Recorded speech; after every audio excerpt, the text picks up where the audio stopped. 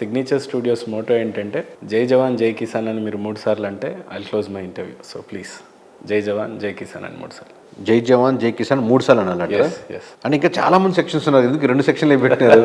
కంట్రీని బయట ఉండి ప్రొటెక్ట్ చేసి వాళ్ళైతే ఆహర్నిశలు రైతు ఇంకా అక్కడే ఉండిపోయాడు. యాక్చువల్ అందరికంటే పెద్ద బిజినెస్ మ్యాన్ రైతే అవ్వాలని నేను మనస్ఫూర్తిగా నేను అదే సార్, నేను జై తప్పుగా అనుకుంటారేమో.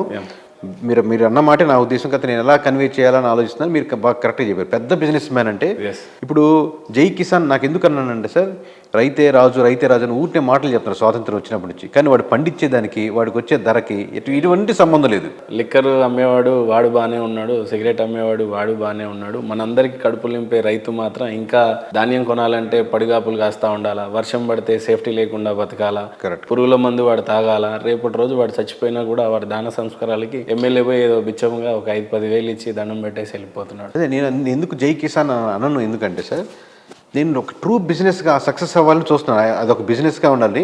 మీరు ఆయన రెస్పెక్ట్ ఇచ్చేసి షాలువా చెప్పేసి రూపాయి జోబులో పెట్టుకుని పంపించేస్తున్నారు. నేను చెప్పిన లేరు తప్పు కదా. అంటే నేను ఆ బిజినెస్ని మీరు రెస్పెక్ట్ ఇవ్వండి, వాళ్ళకి దానికి ఆ సెక్షన్ ఇవ్వండి, వాళ్ళ ధర వాళ్ళు నిర్ణయించుకునే దానికి ఇవ్వండి. ఎవరికైతే ఫార్మర్ టు కస్టమర్ అనే కాన్సెప్ట్, కన్జ్యూమర్ అనే కాన్సెప్ట్ని మీరు డెవలప్ చేయండి. వాళ్ళకి పర్చేసింగ్ యూనిట్స్ విలేజ్లోనే పెట్టండి, ఏదైనా దగ్గరకు ఉంటే వాడు అమ్ముకోడానికి.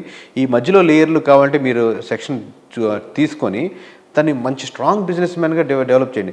ఆబ్వియస్గా తను పండించేదానికి ఎందుకు పండిస్తున్నాడు? ఎవరో శ్రీకాకుళంలో తినాలని కాదు కదా. తను overall income, he want that income.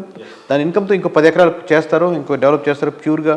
అలాగే వాళ్ళు ఏమైనా మిస్టేక్స్ చేయంటే కరెక్ట్ చేయండి. టూ మచ్ దాంట్లో కెమికల్గా ఇంక్లూడ్ చేసి పెద్ద అవుట్పుట్ తెచ్చాలని చూస్తాను అనుకోండి, దాని కెమికల్ తగ్గించండి. వాళ్ళు కూడా ఎప్పటి నుంచి కూడా మిస్టేక్స్ ఉన్నాయి కదా. మీరు దాన్ని బిజినెస్ లాగా చూడండి, దాన్ని డెవలప్ చేయండి మంచిగా.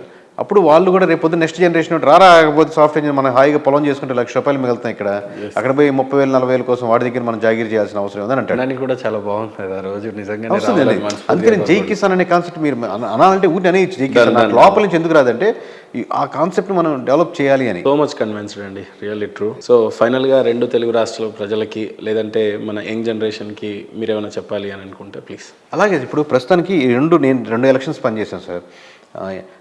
చెల్లని కొట్టినట్టు, చంప మీద కొట్టినట్టు చూపించారు అంతే కదా. 151 ఇచ్చారు, 161 ఇచ్చారు. మీరు ఒక దాని వెనకాల ఎసెన్స్ చూడండి.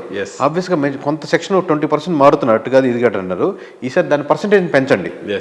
ఒళ్ళు దగ్గర పెట్టుకుని, ఒళ్ళు మామూలు కాదు కదా, ఎడ్జ్లో నిలబడి పనిచేస్తారు ఎమ్మెల్యేలు. ఓహో ఈసారి నేను ఓడిపోతున్నాను ఏ మాత్రం ఉన్నా ఓడిచేయండి. తర్వాత నెక్స్ట్ గెలిపిస్తారా, కింద ఇండిపెండెంట్ గెలిపిస్తారా, చాలా ఫ్యాక్టర్స్ ఉన్నాయి దాంట్లో.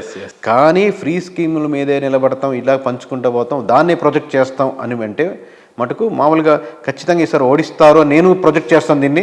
మీ వైపు నుంచి కూడా కలిసిన ఎమ్మెల్యేలా చెప్తాను, ఈసారి మేము ఓడిచ్చేస్తాం క్లారిటీ చెప్పండి.